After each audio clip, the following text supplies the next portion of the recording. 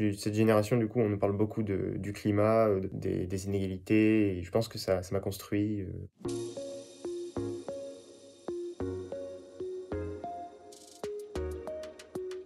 Bonjour, je m'appelle Amir Gauthier, j'ai 19 ans. Là, je suis en deuxième année à l'école Émile Cole pour faire de la bande dessinée plus tard et j'ai grandi à l'île de la Réunion.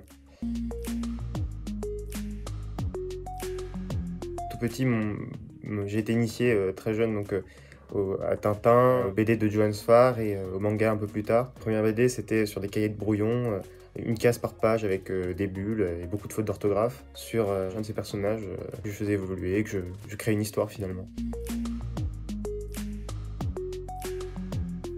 J'ai décidé d'aborder le sujet de la biodiversité en prenant une sorte de Jurassic Park finalement où on verrait des espèces disparues de la préhistoire. Donc j'ai pensé à ça par rapport à un article que j'avais lu comme quoi ils voulaient recréer les mammouths laineux de Sibérie. Je trouve ça intéressant aussi de nous inclure dedans et pas voir le futur que forcément par une apocalypse mais aussi par le fait que nous aussi on est des êtres vivants et on est vulnérable de disparaître peut-être naturellement.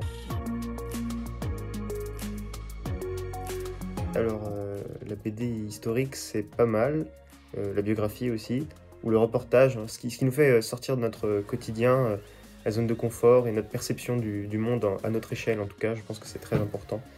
Donc ça peut être par exemple voilà, l'Arabe du futur, où il nous montre une vision de son enfance, ça peut être les chroniques de Pyongyang de Guy Delisle, qui est un reportage finalement, ou Mouse, qui est une BD d'histoire et qui nous montre une autre réalité que celle que l'on vit et qui nous fait nous questionner.